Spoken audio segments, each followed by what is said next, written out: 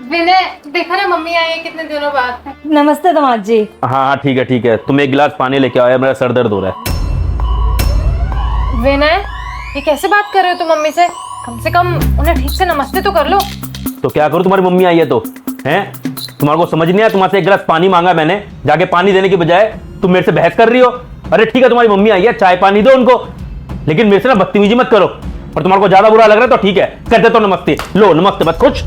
अरे किससे से बात करो तुम रिंकी से? और कम से कम मेरे सामने तो अच्छे से बात करो ना। पता नहीं पीठ पीछे तुम रिंकी से किससे से बात करते होगे। और नमस्ते कोई बहुत बड़ी चीज नहीं है, नहीं भी करोगे चल जाएगा, लेकिन कितनी बदतमीजी से बात कर रहे हो तुम।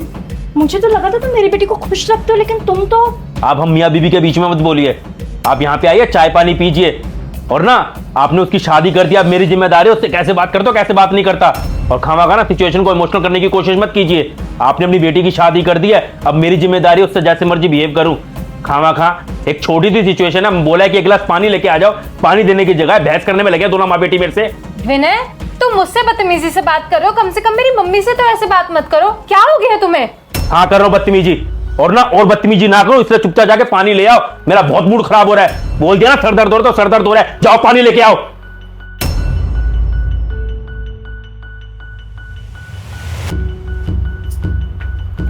सारा मूड खराब कर दिया।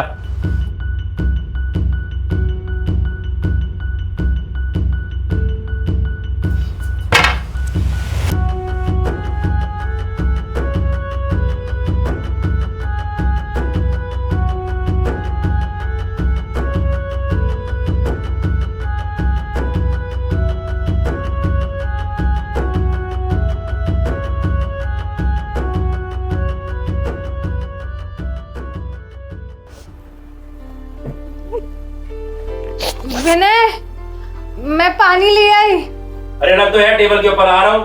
5 मिनट सब्र नहीं होता क्या?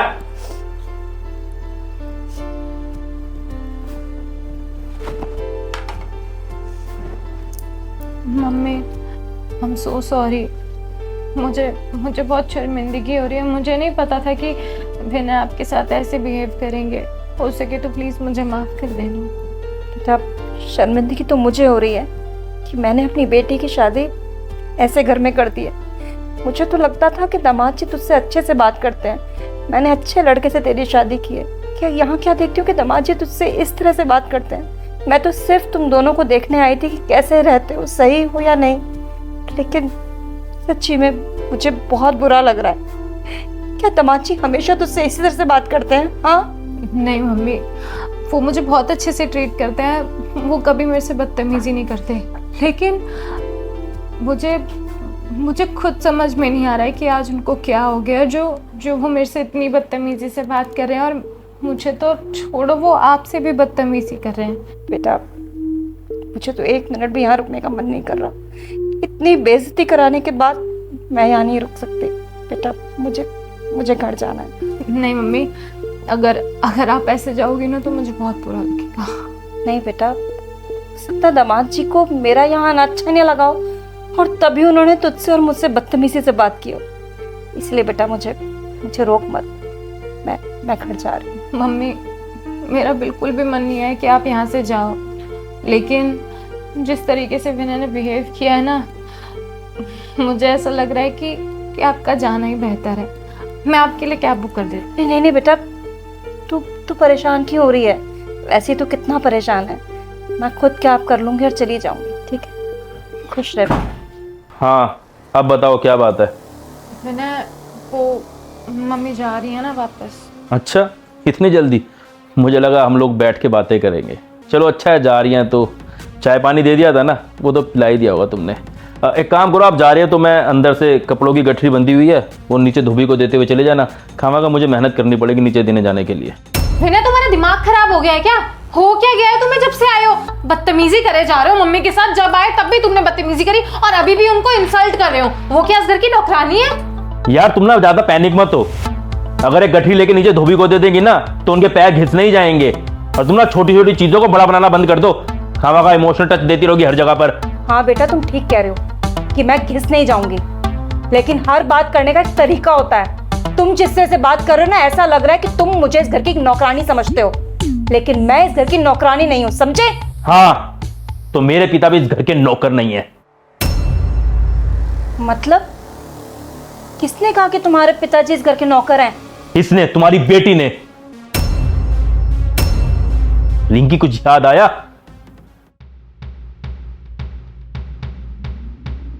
अरे रिंकी, ये कौन है जो तेरे घर में ऐसे बिना नॉक करे घुसा आ रहा है?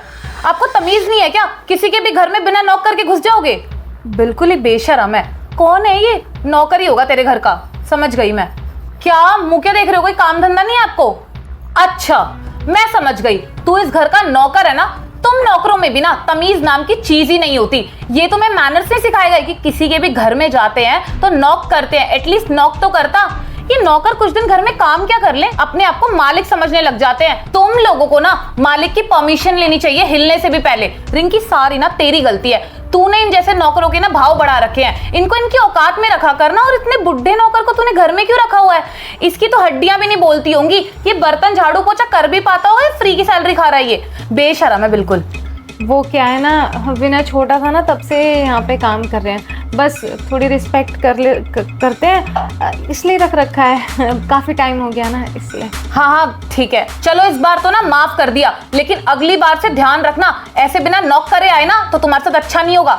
अब खड़े खड़े हमारी शक्ल क्या देख रहे हो? जाके हमारे लिए 2 ग्लास जूस लेकर आओ। काम के ना काज के, दुश्मन अनाज के खड़े रहेंगे यहीं। जाइए। हाँ जाइए ना, जाके अंदर सामान रख दीजिए, मैं बताती हूँ आके क्या काम करना है। रिंकी यार, इनके नौकरों के भाव कितने बढ़ा रखे हैं तूने, शर्म ही नहीं है। बिना नौकर के घुस के बताओ।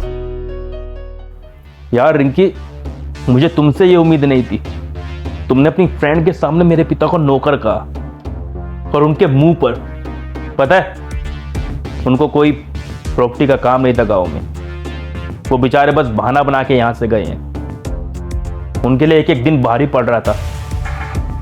जब से उन्होंने मुझे ये बात बताई ना, और वो भी रो रो के, तो मेरा तो दिल ही फट गया था। मेरा मन तो कर रहा था तभी तुमसे आके बात करूं, लेकिन तुमसे उस समय बात करके कोई फायदा नहीं था। और अब जब आज तुम्हारी मम्मी यहां पर आई ना, तो बस मैंने भी वैसे ही बर्ताव किया जैसे तुमने मेरे पिता के साथ किया था।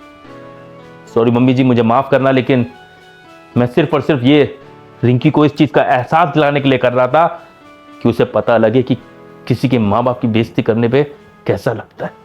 और आज जब मैंने आपकी बेइज्जती किया ना, तो उसे इस बात का एहसास हुआ होगा कि मेरे को कितना बुरा लग रहा होगा जब इसने मेरे पिता को नौकर कहा।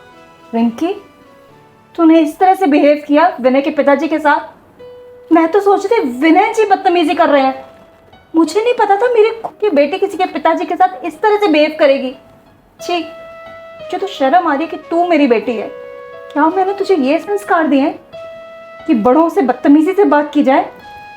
तूने उनको नौकर कह दिया अपने दोस्त के सामने। दामाद जी प्लीज मुझे माफ कर दो। मैं आपको सुना रही थी, लेकिन मेरी बेटी खुद अपना ही सिक्का खोटा है तो किसी को क्या कह सकते हैं। और दामाद जी, आपने बिल्कुल ठीक किया, आज मेरे साथ इस तरह से बिहेव किया ना, तभी इसको अकल आई कि किसी और के पिताजी के साथ ऐसा नहीं करते, वरना इसे अपनी गलती का एहसास ही नहीं होता, पता ही नहीं चलता। तो बेटा, तुझे ना विनय के पिताजी से जाकर माफी मांगनी चाहिए। उनको गांव से घर वापस लेकर आना चाहिए, क्योंकि उनकी जगह यहाँ है तुम लोगों के साथ, ना कि गांव में। आज थोड़ी सी देर विनय जी ने मेरे साथ बदतमीजी की, मुझे कितना बुरा लगा। मुझे क्या, तुझे भी मेरे लिए कितना बुरा लगा। और तूने उनके पिताजी के साथ इस तरह से किया, जिसकी वजह से उन्हें घर छोड़कर जाना पड़ा। नहीं बेटा, तूने बहुत बड़ी गलती की है, तुझे माफी मांगनी चाहिए। विनय, आई एम सो सॉरी, मुझे अपनी गलती का एहसास हो गया है। और मम्मी, मैं कल ही जाऊंगी विनय के साथ बाबूजी के पास, और उनसे माफ़ी भी मांगूंगी, और उनको वापस घर भी लेकर के आऊंगी। और आज के बाद ना कभी भी ऐसा कुछ नहीं करूंगी। मुझे ना थोड़ी शर्म आ गई थी उनके कपड़े देख करके। वो मेरी दोस्त ने एकदम से ही उन्हें नौकर कह दिया था, लेकिन मुझे ना अपनी गलती का एहसास हो गया है कि किसी के माँ बाप को कभी कोई नौकर बोले तो कैसा लगता है। मैंने हम कल चलेंगे बाबूजी के पास, और मैं आज के बाद कभी भी ऐसा नहीं करूँगी। तो मुझे प्लीज़ माफ़ कर देना, क्योंकि मुझे पता है बाबूजी के साथ साथ मैंने तुम्हारा भी दिल दुखाया है। आखिरकार वो तुम्हारे पापा हैं। अच्छी बात है रिंकी, अगर तुम्हें अपनी गलती का एहसास हुआ है तो यहाँ मैं तुम्हें नीचा नहीं दिखाना चाहता, बस तुम्हें उस दर्द का एहसास कराना चाहता था जो मैं फील कर रहा था। और तुम्हारी मम्मी सही कह रही है, हमें बाबूजी के पास जाना चाहिए, उनसे माफ़ी मांग के यहाँ लेके आना चाहिए, क्योंकि उनका स्थान यहाँ पर है, गाँव में नहीं। और मैं यही कहूँगा कि अगर हम किसी के माँ बाप की इज्जत नहीं करेंगे ना, तो दूसरा व्यक्ति भी हमारे माँ बाप की इज्जत नहीं करेगा। मैं मानता हूँ मेरा तरीका बहुत ज़्यादा गलत था और मुझे उस चीज़ के लिए गिल्ट भी है। मम्मी जी मुझे माफ़ करना, और मैं बस यही कहूँगा कि आगे से कभी तुम भी ऐसा मत करना।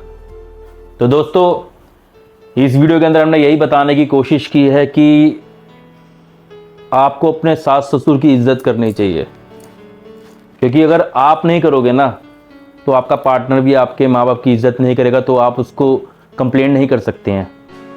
और कुछ भी सिचुएशन हो, लेकिन हमें अपनों से बड़ों की इज्जत करनी चाहिए, चाहे वो हमारे माँ बाप हो या किसी और के। बाकी वीडियो का मैसेज समझ आया हो तो वीडियो को शेयर ज़रूर कर देना, क्योंकि हमें आपके सपोर्ट की बहुत ज़्यादा ज़रूरत है। और हमारी पूरी टीम इंस्टाग्राम पे है, उनको फॉलो ज़रूर करना। मिलते हैं अगली वीडियो में, तब तक bye bye, take care, love you all, bye.